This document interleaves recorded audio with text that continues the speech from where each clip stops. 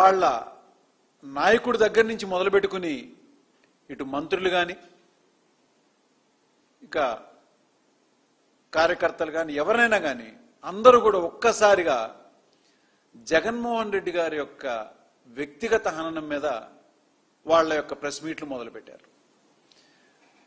ప్రజలు ఎక్కడ ప్రశ్నిస్తారని భయం వేసిన వాళ్ళకి ఈ డైవర్షన్ పాలిటిక్స్ అనేది చాలా అలవాటే, మొదటి నుంచి కూడా వాళ్ళు చేస్తున్నటువంటి పద్ధతే. ఎంత నీచానికి దిగజారిపోయారంటే గొడ్డల పార్టీ అని, మీ బాబాయిని చంపించింది నువ్వు కాదా అని, మీ తల్లి గారిని చెల్లి గారిని ఇబ్బంది పెట్టలేదా అని, ఇక ఒకటి కాదు అనేకం అన్నమాట. ఈ విధంగా వ్యక్తిగత హననం చేస్తున్నప్పుడు జగన్మోహన్ రెడ్డి గారు ఎవరిది తప్పుడు రాజకీయం, ఎవరిది గొడ్డల పార్టీ గురించి మీరు మాట్లాడుతున్నారు, అసలు వెన్నుపోటు అనేదానికి బ్రాండ్ అంబాసిడర్ అయినటువంటి చంద్రబాబు నాయుడు గారి గురించి, అసలు ఆయన హయాంలో జరిగినటువంటి హింసాత్మక చర్యలు కానీ హత్యలు కానీ వాటన్నిటిని ప్రస్తావిస్తూ ముఖ్యంగా విజయవాడలో జరిగిన ఎన్కౌంటర్ దశరథరామ్ గారి హత్య గురించి, అలానే వంగవీటి మోహన్ రంగా గారి హత్య గురించి ప్రస్తావించారు. దావన్నీ చేయించినటువంటి ఈ హత్యల వెనకాల ఉన్నటువంటి కుట్ర గాని హస్తం గాని చంద్రబాబు నాయుడు గారు మీది కాదా అని ఎప్పుడైతే ఆయన నిలదీశారో ఒక్కసారిగా ఉలిక్కిపడి తిరిగి మళ్ళా బురద జల్లటం మొదలుపెట్టారు. ఏమనంటే ఆ రంగా గారి హత్య కేసులో ఉన్నటువంటి ముద్దాయిలకి మీ నాన్నగారు స్థావరం ఇవ్వలేదా కాంగ్రెస్ పార్టీలో అని చెప్పని మాట్లాడారు. కాంగ్రెస్ పార్టీ ఏమన్నా రాజశేఖర రెడ్డి గారి సొంత పార్టీయా? కాదు కదా. దేవినేని నెహ్రూ గారు ఆయన ముద్ద అయి ఉండొచ్చు. దేవినేని నెహ్రూ ఆయన హైకమాండ్తో మాట్లాడుకుని కాంగ్రెస్ పార్టీలో వస్తానంటే రాజశేఖర రెడ్డి గారు ఎవరు కాదని చెప్పడానికి? దానికి రాజశేఖర రెడ్డి గారికి రంగా గారి హత్యకి సంబంధం ఏంటి? అసలు రాజశేఖర రెడ్డి గారికి రంగా గారికి ఉన్నటువంటి అవినాభావ సంబంధం గురించి కూడా నేను మీ అందరికీ తెలియజేయాలి. ఎందుకంటే ఎన్నో సందర్భాల్లో ఎన్నో వేదికల మీద నేను చెప్పడం జరిగింది, రంగా గారి యొక్క హత్య వెనకాల జరిగినటువంటి కుట్ర అనేది చిన్న విషయం కాదు అని. అసలు రాజకీయంగా రంగా గారు కాంగ్రెస్ పార్టీలో రావడానికి అప్పుడు పిసిసి ప్రెసిడెంట్గా ఉన్నటువంటి రాజశేఖర రెడ్డి గారి యొక్క మద్దతు ఎంత ఉందో ఎంతమందికి తెలుసు? ఆయన యొక్క ప్రమేయంతోనే, ఆయన యొక్క ప్రోత్సాహంతోనే వంగవీటి మోహన్ రంగా గారు కాంగ్రెస్ పార్టీలోకి రావటం, ఆయన అప్పటికే ఇండిపెండెంట్ గా కార్పొరేటర్గా జైల్లో ఉండి గెలిచినటువంటి ఘనత అందరికీ తెలుసు. అలాంటి వ్యక్తిని రాజకీయంగా కాంగ్రెస్ పార్టీలో ప్రజానాయకుడిగా ఎదిగితే ఇంకా బాగుంటుందని చెప్పని ఆయన ఆహ్వానించడం, దాని తర్వాత 85లో వంగవీటి మోహన్ రంగా గారికి ఎమ్మెల్యే టికెట్ ఇవ్వద్దని చెప్పని ఇక్కడున్నటువంటి ఎంతో మంది నాయకులు అడ్డుకుంటే రాజశేఖర్ రెడ్డి గారే ఆయనకి తప్పనిసరిగా ఒక మంచి ప్రజాదరణ ఉన్నటువంటి నాయకుడు అని చెప్పని ఎమ్మెల్యే టికెట్ ఇవ్వడం కూడా జరిగింది. అలాంటి మంచి స్నేహితుల మధ్య మీరు ఇవాళ మీ అవసరాల కోసం బురద జల్లటం ఎంతవరకు కరెక్ట్ అని అడుగుతున్నాం. మరి అలాంటి ఎదుగుతున్నటువంటి నాయకుడిని మీరు అడ్డుకొనడానికి మీ అధికారాన్ని అడ్డుపెట్టి మీకు అనుకూలంగా పనిచేసేటువంటి ఇక్కడ ఎస్పీని వ్యాస్ని వేసినటువంటి ఆయన ద్వారా మమ్మల్ని ఇబ్బంది పెట్టి, అంటే ముఖ్యంగా రంగా గారు చేస్తున్నటువంటి ఆయన అనుచరుల్ని కానీ ఆయన కార్యకర్తల్ని కానీ ఆయనని కానీ ఎన్నో సందర్భాల్లో ఇబ్బందులు పెట్టినటువంటి వార్తలు అప్పుడు పేపర్లలో ఎన్నో వచ్చాయి. తర్వాత ఆయనకి రోజు రోజుకి అందుతున్నటువంటి ప్రజాదరణను చూసి ఏదో ఒక విధంగా ఈయనని తుదముట్టించాలని చెప్పని ప్రయత్నం చేసిన విషయం అందరికీ తెలుసు. మరి అదే వంగవీటి మోహన్ రంగా గారు నిజంగా రాజశేఖర రెడ్డి గారితో కన ఇబ్బంది ఉండుంటే ఆయన అసెంబ్లీ సాక్షిగా స్వయంగా రంగా గారే, అదే ముఖ్యమంత్రి ఎన్టీ రామారావు గారు ఉన్నారు, అక్కడ చంద్రబాబు నాయుడు గారు ఉన్నారు, మిగతా మంత్రులందరూ ఉన్నారు, హోమ్ మినిస్టర్ కోడెల శివప్రసాద్ ఉన్నారు, అందరు ఉండగానే అదే అసెంబ్లీలో ఆయన ఏం చెప్పారు? ఈ ప్రభుత్వం నన్ను చంపడానికి కుట్ర పన్నింది, నాకు ప్రాణహాని ఉంది అని ధైర్యంగా చెప్పారు. మరి అదే రాజశేఖర రెడ్డి గారి వల్ల ఉండుంటే చెప్పేవాళ్ళు కదా, నాకు రాజశేఖర రెడ్డి గారి వల్ల కూడా ఉంది, ప్రాణహాని ఉందని. ఇంత స్పష్టంగా ఆయన నోటితో ఆయనే నాకు ప్రాణహాని ఉంది అని అసెంబ్లీ సాక్షిగా చెప్పినటువంటి రంగా గారిని, ఆయన మాటలను పక్కన పెట్టి ఇంత నీచానికి దిగజారుతారా మీరు రాజకీయాల కోసం? నాకు సెక్యూరిటీ ఇవ్వండి అని చెప్పని ఆయన చాలా స్పష్టంగా అడిగారు. ఆయనకు ఆ రోజు ప్రజల్లో ఉన్నటువంటి ఆదరణ వల్ల మిమ్మల్ని ఎండగడుతున్న, మీరు చేస్తున్నటువంటి తప్పుల్ని ఎండగడుతున్న చూసి తట్టుకోలేక ఆయన్ని చంపించాలని మీకు అనుకూలమైనటువంటి అధికారుల్ని మీరు ఎక్కడ ఎస్పీలుగా పంపించి ఆయన ఎన్ని రకాలుగా ఇబ్బందులు పెట్టారు.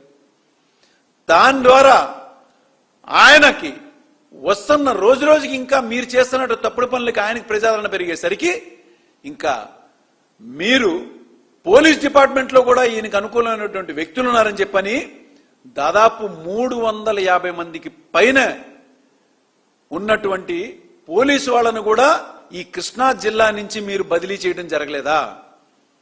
6 నెలల క్రితమే ఆయన చంపడానికి ప్రయత్నం చేసిన 6 నెలల క్రితమే ఇవన్నీ జరిగినాయి.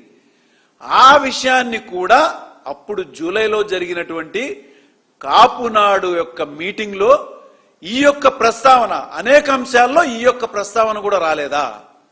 ప్రతి ఒక్కదానికి స్పష్టంగా అన్నిటికీ కూడా ఆధారాలతో సహా ఉన్నాయి.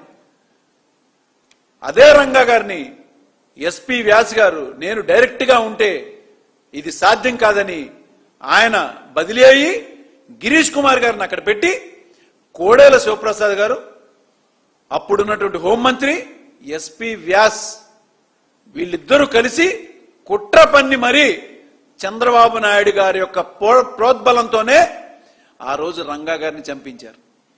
చంపించిన తర్వాత ఏం చేశారు? ఆ కేసుని ఇక్కడ లోకల్లో ఉన్నటువంటి నాయకులు, వీళ్ళ మధ్య వర్గ విభేదాలు ఉన్నాయి, తగాదాలు ఉన్నాయి, గ్రూపు తగాదాలు ఉన్నాయని చెప్పని ఇక్కడ ఉన్నటువంటి దేవినేని నెహ్రూ వాళ్ళ అనుచరులందరినీ కూడా ఆ కేసులో మీరు ఇరికించారా లేదా? అసలు కృష్ణా జిల్లా నుంచి ఒక్క వ్యక్తి కూడా ఆ యొక్క మర్డర్ కేసులో లేడు. ఎందుకంటే రంగా గారి యొక్క మర్డర్ని 25 అడుగుల దూరం నుంచి చూసినటువంటి వ్యక్తిని నేను. అప్పుడు నాకు 15 సంవత్సరాలు. ఈ విషయాన్ని నేను ఎన్నో సందర్భాల్లో అటు మీడియా పరంగానే కానీ వేదికల మీద కానీ చెప్పాను. ఇవాళకి కూడా నేను ముగ్గురిని, ఆ యొక్క స్పాట్ లో ఉన్నటువంటి వాళ్ళని నేను ముగ్గురిని గుర్తుపట్టగలను కూడా చెప్పాను. ఏదో ఒక సందర్భంలో ఆ యొక్క పర్సన్స్ యొక్క చిత్రాలని నేను గీయించి మీడియా పరంగా కూడా నేను తప్పనిసరిగా బయటికి తీసుకొస్తాను. ఎవరో అంటారు ఈ 3-4 రోజుల్లో మీ యొక్క పచ్చ మీడియాలో కూర్చోబెట్టి అక్కడ ఆ రోజు బాంబులు వేసినటువంటి వాళ్ళల్లో కడప నుంచి వచ్చిన ఆ బాంబులు అని చెప్పాను. కడప నుంచి వచ్చిన బాంబులు అని చెప్పని మీకు అంత స్పష్టంగా తెలిస్తే ఆ యొక్క కేసుని మీరు ఆ రోజే సిబిఐకి ఎందుకు అప్పగించలేదు? రంగా గారి యొక్క మర్డర్ తర్వాత సంవత్సరం పైన మీరు అధికారంలో ఉన్నారు కదా, మీకు ఆ యొక్క మర్డర్తో ఎటువంటి సంబంధం లేనప్పుడు మీరు సిబిఐకి ఎందుకు అప్పగించలేదు మీ యొక్క హయాంలో? తర్వాత కాంగ్రెస్ వచ్చిన తర్వాత ఆ కేసుని సిబిఐకి అప్పగించడం జరిగింది. ఆ తర్వాత మళ్ళా మీరు తిరిగి అధికారంలోకి వచ్చినాక 94లో ఇక్కడ ఉంటే సాక్ష్యాధారాల్ని మీరు మార్చడానికి, ప్రలోభ పెట్టడానికి ఇబ్బంది అవుతుందని చెప్పని ఆ కేసుని మీరు తెలంగాణకి మార్చలేదా? చంద్రబాబు నాయుడు గారు ఆ టైంలో మీరు అధికారంలో లేరా? కేసులోనేమో మీకు నచ్చనటువంటి దేవినేని నెహ్రూని, వాళ్ళ యొక్క అనుచరులనేమో గ్రూపు తగాదాల్లో జరిగినటువంటి మర్డర్ అని చెప్పని మీరు చిత్రీకరించి దాన్ని, కేసుని తెలంగాణలోకి మార్చలేదా? అంత చిన్న విషయమే అయి ఉంటే రాష్ట్రం మొత్తం కూడా ఒక్కసారిగా ఉడికిపోలేదా? దేశం కూడా ఒక్కసారి ఉలిక్కిపడలేదా? వంగవీటి మోహన్ రంగా గారిది చిన్న విషయం అయితే దీని వెనక పూర్తి స్థాయిలో ప్రభుత్వం యొక్క ఇన్వాల్వ్మెంట్ ఉంది. రంగా గారిని చంపిన స్థలం నుంచి కేవలం 1 ఫర్లాంగ్ దూరంలోనే అప్పుడు మహిళా పోలీస్ స్టేషన్ కూడా ఉంది. ఇంకొక ఫర్లాంగ్ దూరంలో అంటే పీడబ్ల్యూడి గ్రౌండ్ కి ఇటుపక్క పోలీస్ స్టేషను, అవతల వైపు డైరెక్ట్గా ఎస్పీ ఆఫీస్ ఉంది, ఎస్పీ నివాసం ఉంది. ఇంత దగ్గరలో జరిగినటువంటి ఈ యొక్క సంఘటన ఒక అరగంట పాటు ఎవరు కూడా ఎందుకు రాలేకపోయారండి పోలీసులు ఆ ఘటన దగ్గరికి? మరి ఆ ఘటన యొక్క జరిగినటువంటి మీరంటున్నారు కదా కడప సంబంధించిన బాంబులని, వాటి యొక్క ఆధారాలు తీసుకుని సిబిఐకి అప్పచెప్పినప్పుడైనా మీ యొక్క సిన్సియారిటీగా ఉండుంటే, నిజంగా చిత్తశుద్ధి ఉండుంటే ఆ యొక్క కేసులో మీరు ఈ సాక్ష్యాధారాలను ఎందుకు ప్రజెంట్ చేయలేకపోయారు? ఎందుకు పెట్టలేకపోయారు? ఆ కేసు 2002 మార్చి 4వ తారీఖున సరైన సాక్ష్యాధారాలు లేవు అని రంగారెడ్డి కోర్టులో కొట్టేశారే. మరి ఇన్ని ఆధారాలు మీకు ఉండంగా రాజశేఖర రెడ్డి గారు కూడా దీనిలో ఉన్నారని తెలిసినప్పుడు మీరు చేయించాల్సింది కదా. రంగా గారిని చంపినప్పుడు తెలుగుదేశం పార్టీని అధికారంలో ఉంది. ఆ కేసు రంగారెడ్డి కోర్టులో కొట్టేసినప్పుడు కూడా 2002లో ఇదే చంద్రబాబు నాయుడు గారు ఉన్నారు. కానీ పేర్లు, సాక్ష్యాలు, కేసులో ఉన్నటువంటి ముద్దాయిలందరినీ మాత్రం ఆయనకి పడనటువంటి రాజశేఖర్ గారిని పెట్టడం జరిగింది. ఎందుకంటే దేవినేని నెహ్రూ గారు స్వయంగా ఆయన ఇంటర్వ్యూలో నాకు చంద్రబాబు నాయుడు గారికి ఎన్నో సందర్భాల్లో మా ఇద్దరి మధ్య పార్టీలో విభేదాలు ఉన్నాయని చెప్పటం చాలా సందర్భాల్లో జరిగింది. మేము కూడా ఆ రోజు చాలా మంది ద్వారా తెలుసుకున్నది ఏంటంటే ఆ రంగా గారి యొక్క మర్డర్ జరిగేంత వరకు కూడా ఇక్కడ లోకల్లో ఉన్నటువంటి ఎటువంటి వ్యక్తులకి కూడా సంబంధం లేకుండా, ఇన్ఫర్మేషన్ లేకుండా జరిగింది. ఆ విషయానికి మాకు పూర్తి ఆధారాలు కూడా ఉన్నాయి. అందుకనే మేము సిబిఐకి అప్పచెప్పమని చెప్పి ఆ రోజు కుటుంబ సభ్యులు అందరం కూడా నిరాహార దీక్షలో కూర్చున్నాం. మరి అదే సిబిఐ కేసులో మీరు ఎందుకు న్యాయం జరగనివ్వకుండా అడ్డుపడ్డారని చెప్పని మేము ఇవాళ ప్రశ్నిస్తున్నాం. మీ మీద బురద పడుతుందని చెప్పని, మీరు ఎక్కడ బయటపడతారని చెప్పని ఇవాళ ఆ కేసుల్ని ప్రలోభ పెట్టుకుని మీ యొక్క అధికారాన్ని ఉపయోగించుకుని కొట్టేయించిన తర్వాత ఇవాళ మళ్ళా ఆధారాలు లేవు కదా అని చెప్పని ఇటు రాజశేఖర రెడ్డి గారి మీద, జగన్మోహన్ రెడ్డి గారి మీద మీరు బురద జల్లటం అనేది ఎంతవరకు మీ యొక్క, అసలు మీకు కొంచెం కూడా సిగ్గు లేదా అని అనిపిస్తుంది. నాకు చాలా బాధగా అనిపిస్తుంది. ఇలాంటి నీచమైన రాజకీయాల మీరు చేస్తుంది. ఒక గొప్ప నాయకుడిని మా అందరికీ అందుబాటులో లేకుండా చేసింది కాకుండా ఇవాళ ఆ యొక్క మర్డర్ కేసును కూడా ఎదుటి వాళ్ళ మీద తోసేసి చేతులు దులుపుకుందాం అనుకుంటున్నారు. ఇంత నీచమానికి మీరు ఒడిగడుతున్నారంటే రాజకీయంగా ఎలాంటి స్థాయి కన్నా దిగజారుతారనేది ప్రజలు కూడా ఇవాళ గమనిస్తున్నారు. ప్రతి ఒక్కడికి తెలుసు ఆ రోజు ప్రతి గుమ్మం తలుపు తట్టినా కూడా రంగా గారిని చంపింది ఎవరంటే తెలుగుదేశం పార్టీ అని చెప్పని చాలా స్పష్టంగా చెప్పగలరు. ప్రభుత్వం యొక్క పూర్తి సహకారం ఉంటేనే, పోలీసుల యొక్క అండదండలతోనే, మీకు సంబంధించినటువంటి మీకు అనుకూలమైనటువంటి అధికారుల ద్వారానే ఈ చేయించారని చెప్పని చాలా స్పష్టంగా ఉంది. ఇంకా ఎంతమందికి మీరు మాయ మాటలు చెప్పి మీ యొక్క మీడియా ద్వారా మీరు అబద్ధాల్ని నిజాలు చేద్దామని చెప్పని ప్రయత్నం చేస్తున్నారు. మీరు కాదా ఆ యొక్క మర్డర్ కేసులో ఉన్నటువంటి ముద్దాయిలకి ఎమ్మెల్యే సీట్లు ఇచ్చింది? తిరిగి ఇవాళ మళ్ళా జగన్మోహన్ రెడ్డి గారి మీద మీరు బురద జల్లటం మొదలు పెట్టారా? అసలు ఆ సిబిఐ ఎంక్వైరీ కన్నా కరెక్ట్ గా జరిగి ఉండుంటే, ఆ రోజున రత్నకుమారి గారు కన్నా నిలబడి ఉండుంటే ఇవాళ మీరు మాట్లాడటానికి ఆస్కారం ఉండేది కాదు. ఆవిడ్ని కూడా తెలుగుదేశం పార్టీలో చేర్పించుకున్నారు.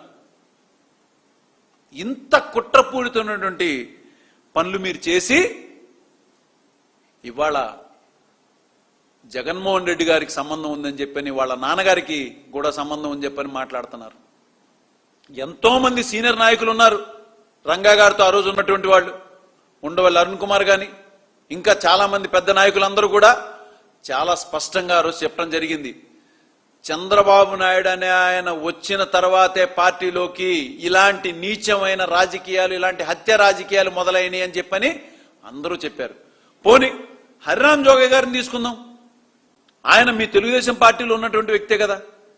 మరి ఆయన కూడా రంగా గారిని చంపిన తర్వాత బయటికి రిజైన్ చేసి వచ్చి మరి చాలా స్పష్టంగా ప్రెస్ మీట్ పెట్టడం జరిగింది. దీనిలో పూర్తిగా చంద్రబాబు నాయుడు గారి హస్తం ఉంది, అవునా కాదా?